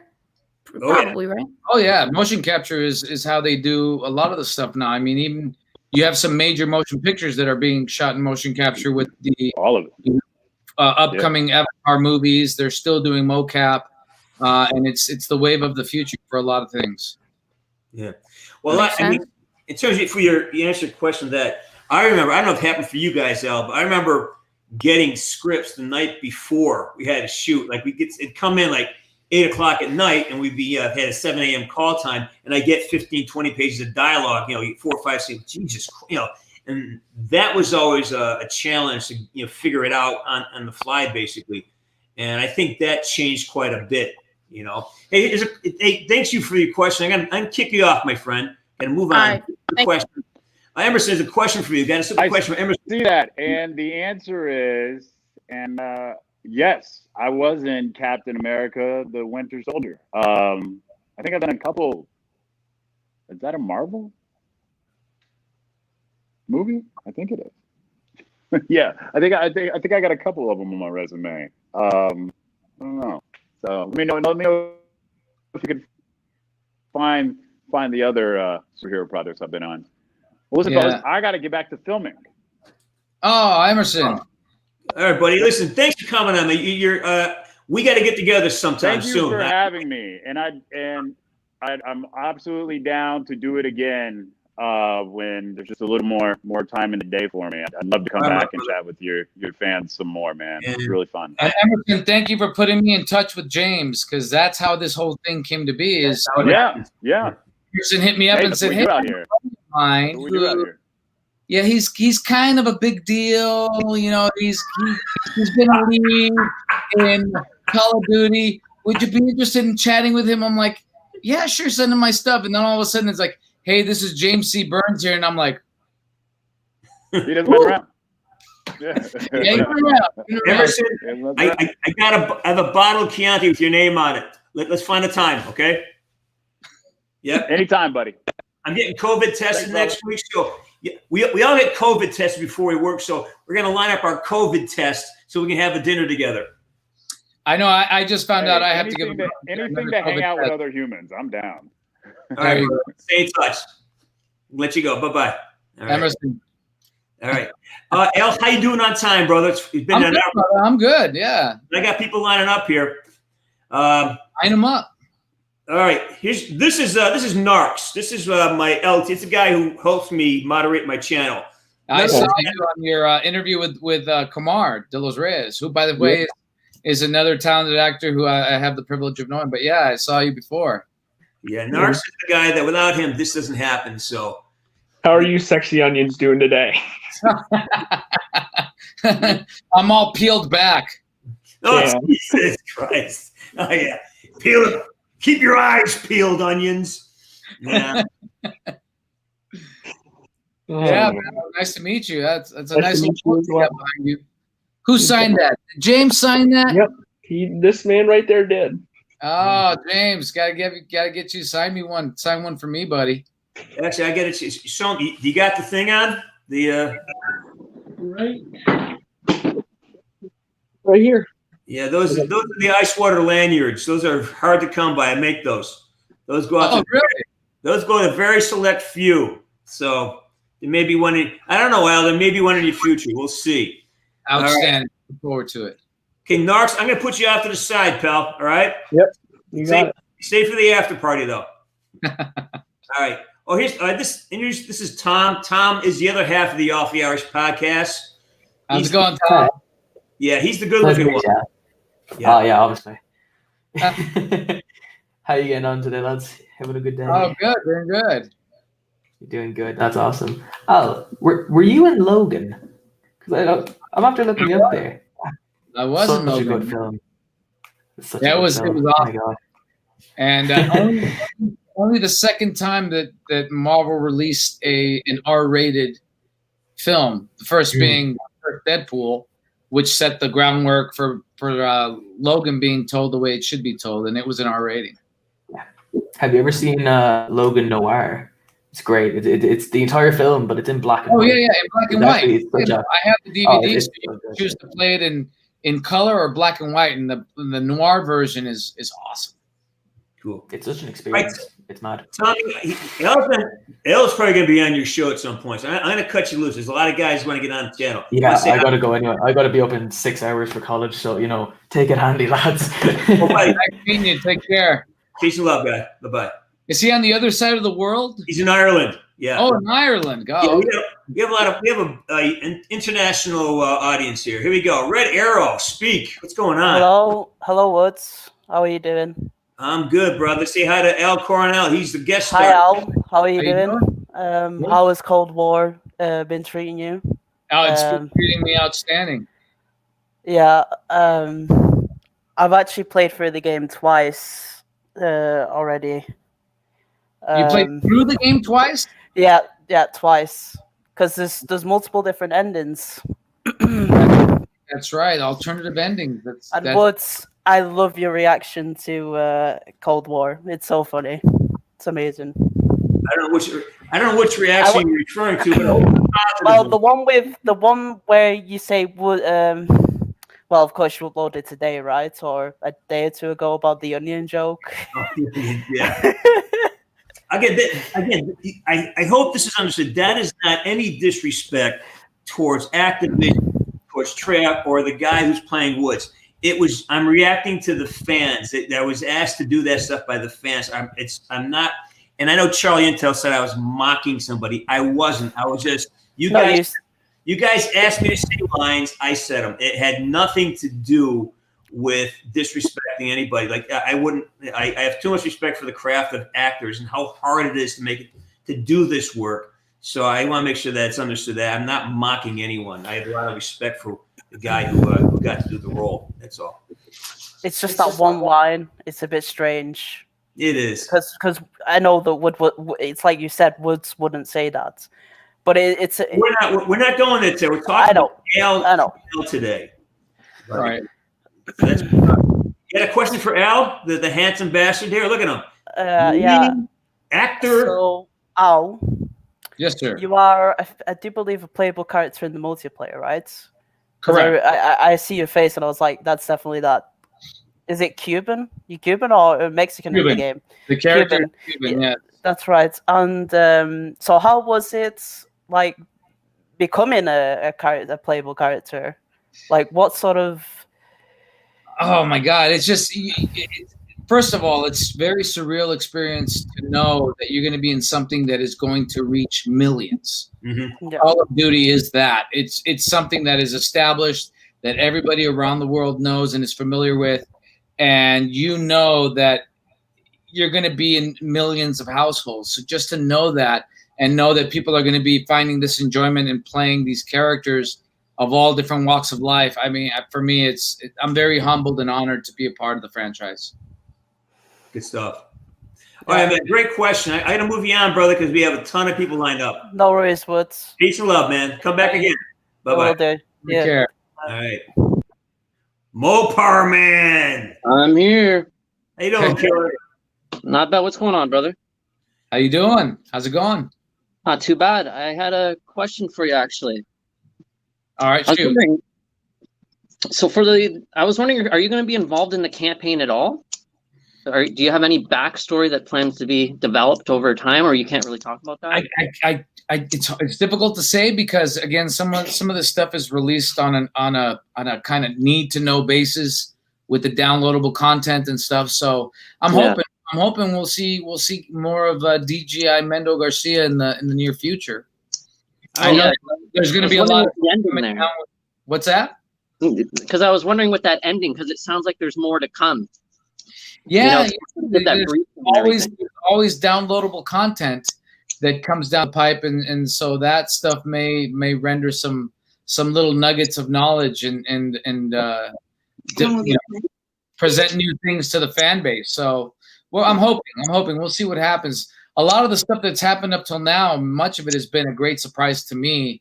Being ending up on the cover of the game, and also, being such a huge part of the promotional campaign leading up to the release of the game, and the campaigns and the zombies and the multiplayer and Nuketown character running around. It's just really, really awesome. Oh, that's awesome. Great stuff. You kind of remind me of John Bernthal in the game with the hood up. Oh, Joel Bernthal. I'm sorry? Joel Bernthal, Punisher? Yeah, the Punisher. Yeah. I thought you kind of resembled him, but in person on the stream, my girlfriend was watching, and she's like Tim Robbins. And I'm like, I don't know. I kind of see it. I guess. Tim Robbins. Wow. That's a very tall order because he is a very tall man. I met him here at Sundance, and I think I came to like his waistline. He's so tall. Wow. All right, brother. Mopar, I'm gonna cut you loose, man. Great talking to you. Thanks for everything. Always. Thank you. Take care. Back and do it again, right? Good stuff. For sure. Peace. All right. Who's next? We got Fog, G Fog. And we go. Here we go. How you doing, G Fog? What's going on, brother? Hey, James. Nice to see you guys again. Say hi to Alvaro Coronel. He's our guest star today. How's it going, buddy? Cool avatar, by the way. Thank you. I made it myself. It's very cool. I always wondered, watching Cold War and everything, I always wondered what it was like knowing the fact that there's a chance that you can be in the next COD game, like the 2021 game and the 2022. have you ever wondered, would you be like willing to do that again? I'm assuming you are, but Oh God, I don't know. It's just, of course. You kidding me? No. But and James will say this, Woods will say this. As actors, we have to keep our expectations low. We always strive for the best, but we keep our expectations low because then we're pleasantly surprised when things that we didn't realize would expand like they have will take place. I don't expect it, but it will be nice if it happens, and I'll gladly and lovingly be part of the next incarnation. Well, I put it this way. I am not in a position to say no to a job that good. Right. You know what I mean? We don't have that. I don't have that luxury though, because we're comfortable, but we have to keep working and saying hi. Yeah, and there have been instances where I've worked on a project, I move on to another project, and then I get called from the previous project, but I'm already kind of on the hook and committed to another thing. So I have to pass up on that, unfortunately, and it happens. So you never know. The things may may pop up. Projects may pop up that we weren't expecting. Yeah, because I'd love to see Garcia in like the next few COD games. I'll be able, like, he's my main already. So even before. Oh, there you go. Yeah. I like that a lot, coño. That's a good news to hear. Yeah, I love it. All right, buddy. I'm gonna kick you off and move on to the next group because we have another 23 minutes left and 3,000 people to get through. Thanks for coming on, man. No problem. See you later. Take care. So Mopar man, the guy who's just on, said not Tim Robbins, Tony Robbins, and you know what? He's right. Tony, you look like a good-looking Tony Robbins. A handsome Tony Robbins is what you look like. Did you ever see the movie Shallow Hal?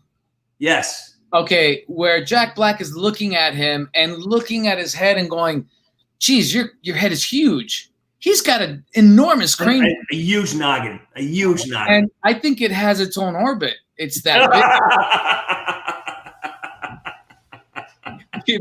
I think I spotted a couple of geosats roaming around his head.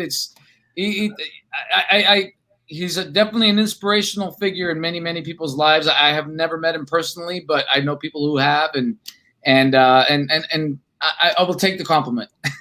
There you go. Every Thursday and Sunday we do a live stream, and we do specials every now and then. Stevie, get out here and talk to us. How you doing, brother? Hey, James and Al. Hello. How you doing? I'm all right. How about you? Good. And my question is, how were you able to do this character in such a time like this, where you couldn't obviously go to the studio and do a lot of stuff? Did you have to do most of the stuff from home, or? No. Fortunately, I was able to get it all done in studio with the crew. Just, nobody knew that this was going to take place, this pandemic, this COVID shutdown.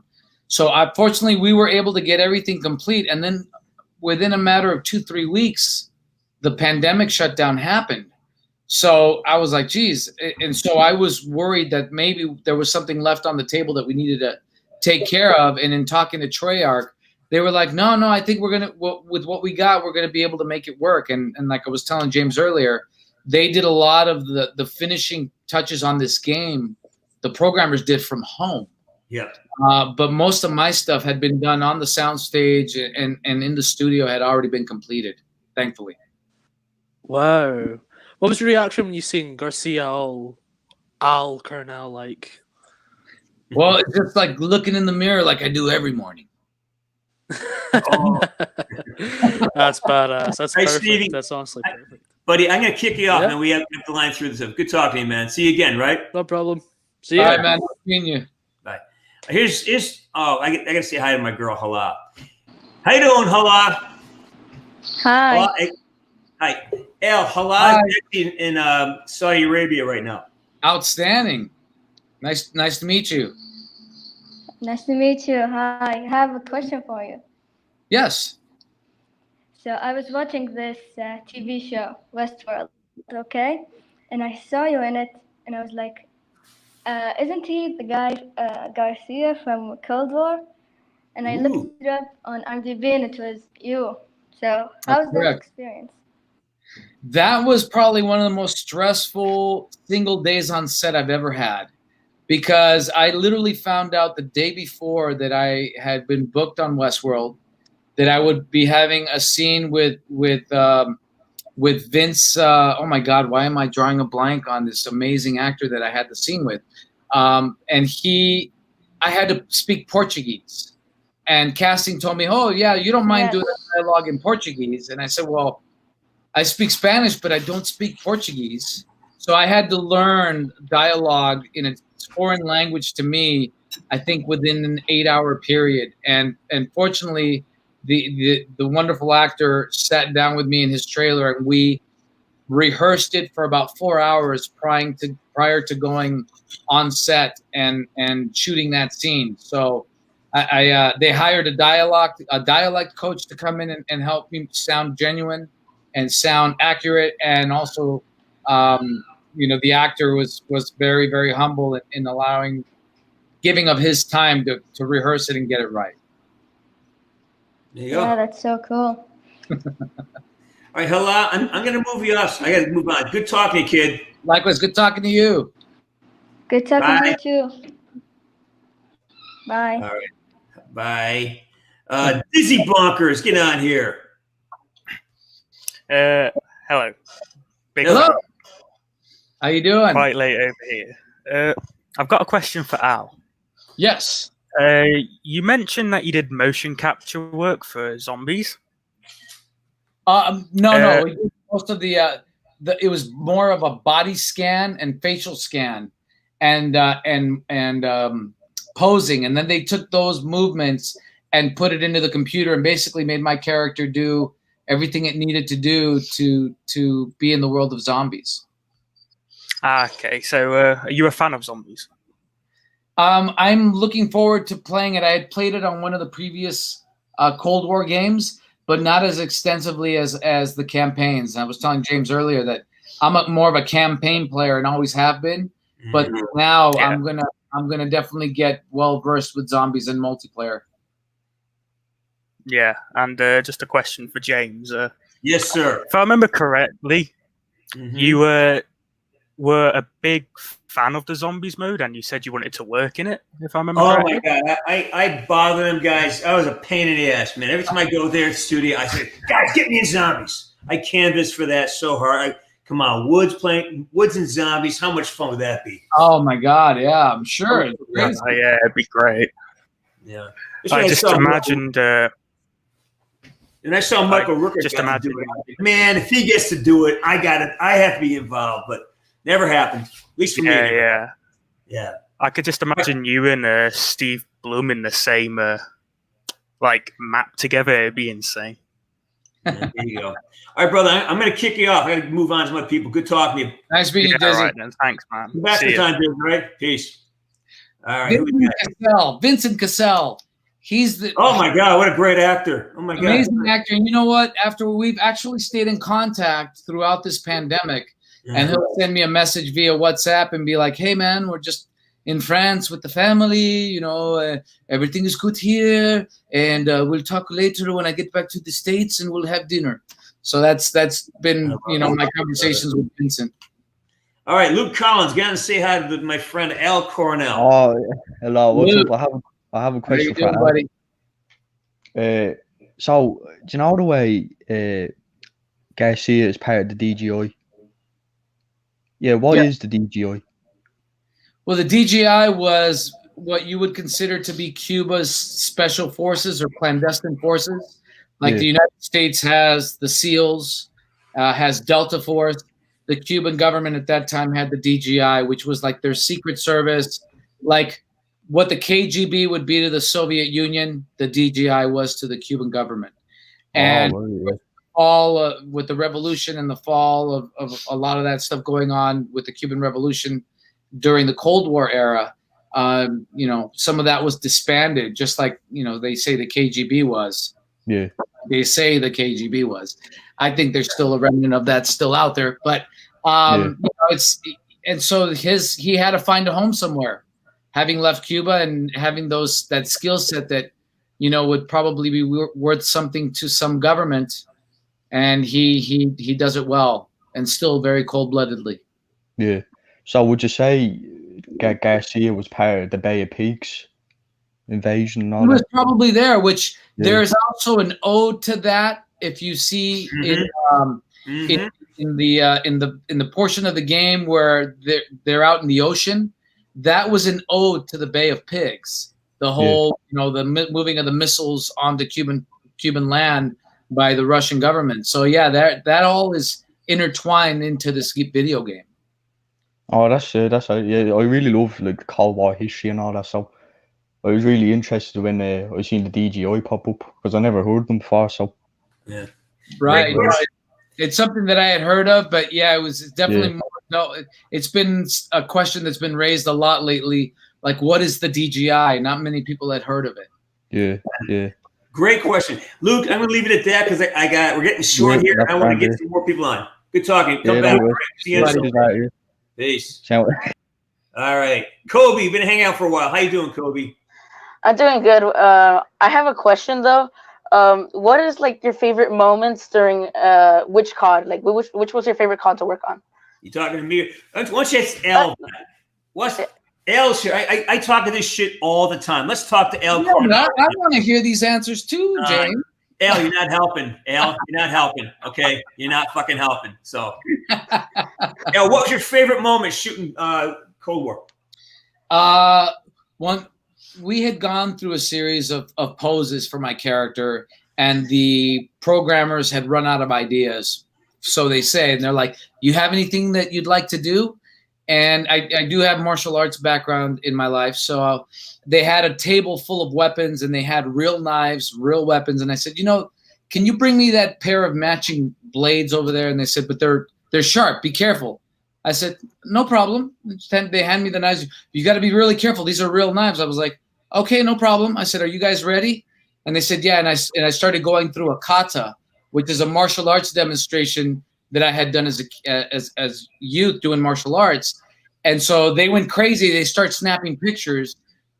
And then the next day, the director of that group shows up because he wasn't on set the day that this happened. He shows up the next day. He's like, hey, I got to show you the pictures they sent me of yesterday with you wielding the knives. And he's at the very bottom. He said the person taking the photo sent him a message saying, Al knows Kung Fu.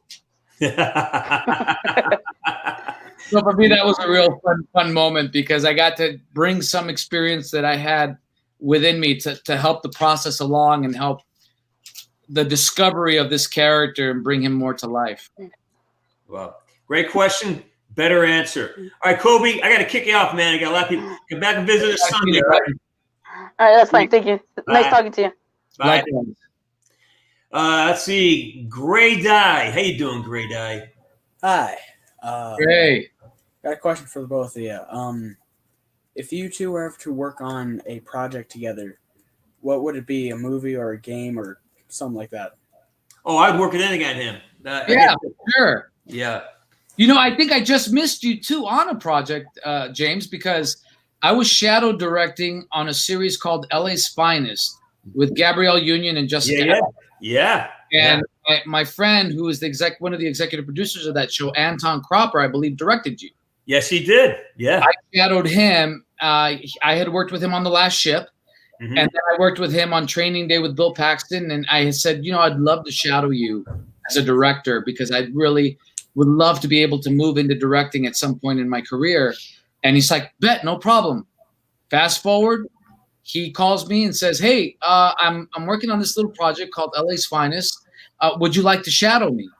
And I think you had done a few episodes prior, so I think we just missed working with each other. Yeah. But that was cool to see that on their IMDb. I was like, oh man, we just missed each other. Yeah, we have a very small community out here. You know, we really, especially at our level, because we're the working class. We're not stars, but we're guys. We work in the middle, and we always cross paths. You know, so it's a good thing. Right. So yeah, hopefully I look forward to working with you on something in the future, James. Yeah, it'd be great. If not, let's put it out in the universe. Yeah. And it brings it back to us. Oh, you're my. I have a few things on the production side. Icewater's producing a few things, so you're definitely you and Emerson are now always on my radar. So we have a couple of projects that you'd be great for. So believe me. Listen, I'm kicking you off there, my friend. Good having you on. Got more questions. Not you, Al. Him. You stay. No, man. I was waving to him. Nice meeting you. All right, great. I see you, man. So here we got. We got Miguel's been hanging around for a while. Miguel, get on here. How you doing, buddy? Miguel. Yeah. Miguel, there you are. It's unbelievable that I'm right here. Okay, speak, man. This is Al Coronel, man. Fuck the Al Coronel, for God's sakes. I have a question for the both of you. Perfect. Fire away. What was your first reaction whenever you were introduced to this Cold War? Introduced as a player, or like finding out that we actually got the project? Finding out that you got the project. Well, after I was done screaming, and after I finished screaming like a little schoolgirl, I was beyond excited to know that I was going to be a part of something that I've been a fan of for many, many years. So that's my part. I was just James. You had a little bit different experience because you were in at almost the beginning of this thing. Yeah. So you didn't know where it was going to go, right? Well, for me, like I said earlier, that was I almost didn't take the job. I thought it was just going to be a schmucky a really hard stunt job, and I'm not going to roll around. I want to do acting roles. I'm done doing stunt guy stuff. So I had no idea what it was. I called my manager. I go, yeah, they want me to do this thing. So Duty Hootie calls Hootie and the Blowfish. He goes, Call of Duty. I go, yeah. And he said, take the damn job. Don't be stupid. So thank God Darwin, his name, he's on the show a lot. Thank God he told me to do that because I almost said no. And look at that. Now you are immortalized in so many facets of this franchise. I mean, it's undeniable. It's crazy. Yeah. Miguel, great question, buddy. I'm gonna cut you. We're running short of time. Peace, man. Take care. Patrick the Pickle. Hello. You got a great looking keyboard there, brother. What's going on? Yeah. Hi, I have a question. All right. For you. Do you have a face? Do you have a face? Can we see the face? Or? I don't want to show my face right now because. All right. Fair enough. For like the whole Black Ops storyline, did you change your voice for every single Call of Duty, just like the tone or the pitch? You're talking to me or Al? I think that one's you, James. All right. James. Basically, I had the luxury of building a character around who I was. So a lot of the times I didn't have to do many modifications. I just had to walk in and say what I mean what I say. There are a lot of guys who can have really got great craft. They can modify pitch and tone and do that. I tend not to do that where I am on that day because you sounded different every day. So where I'm at any given day was how Wood sounds. The only time I had to do modification was Old Man Woods. I had to age him up a bit, aside from the fact that I'm still alive. None of this surprises me. That was the only modification I really had to do was become a grumpy old man, which I just happened to age into anyway. So it was a little foreshadowing for me. As I grow into my what I call my arthritis years. Great question. How about you, Al? I had to accent it a little bit, but all I did was channel my mom because when my mom spoke English, she was this Latina woman who was like, "Hello, nice to meet you," and I just had to, add the bass in the voice. I love it. Great question, man. I'm going to kick you off. I'm going to get 2 or 3 more bill on before you go, all right? Thank you. Bye.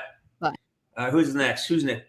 But I know you when again, knowing that I played the many versions of the game, I was going to disagree with you because I think you did an amazing job of transitioning from the young Woods that hops off the helicopter in Vietnam when meeting Mason, and then progressing up to when you're talking about Melendez and you're in the wheelchair. retirement homes. I thought your arc and the way that it was portrayed was fantastic, and you did an amazing job. But the reason that happened is because I got to write all my dialogue.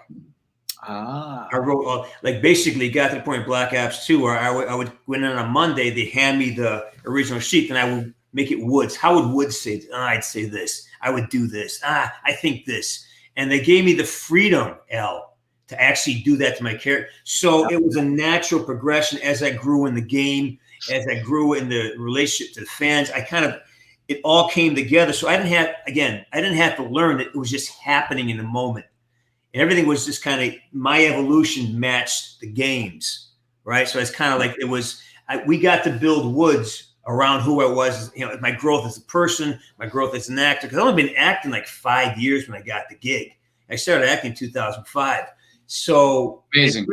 I really, I was growing and learning at the same time and I got to write for him. So all that evolution was organically coming from, like I said, I wasn't building it as a character. That was just me trying to be authentic and honest in the moment.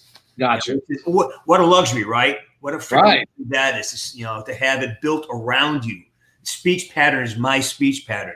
Right. The words that Woods come from my vernacular. I was a hockey coach for 25 years. Hey, dipshit!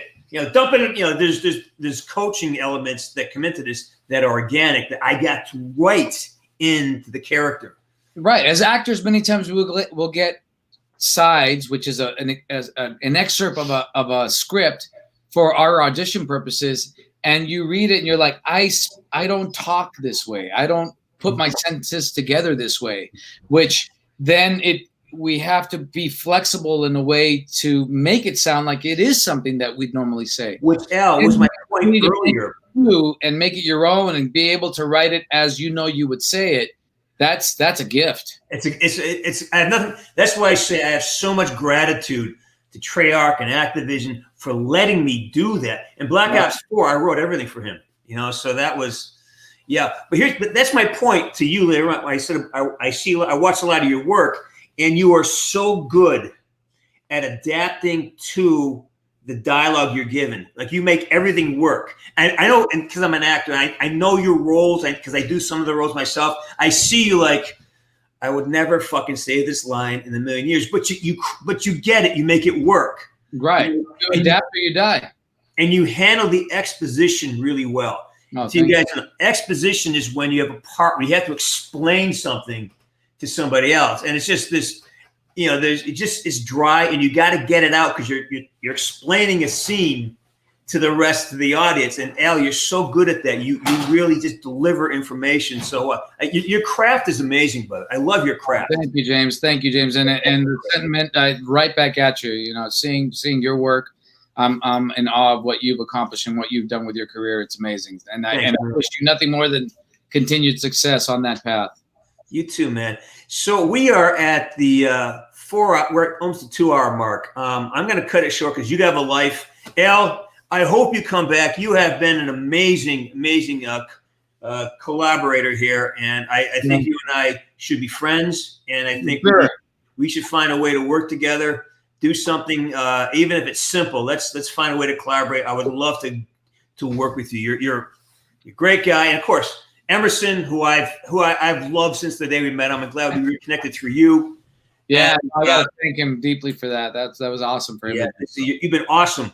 I would, we could go on forever, but we had 2 hours, and we have shit to do. Jay, it's a pleasure, buddy. Anytime you want me on, I'm here for you. Anything you need from me, I will give it gladly.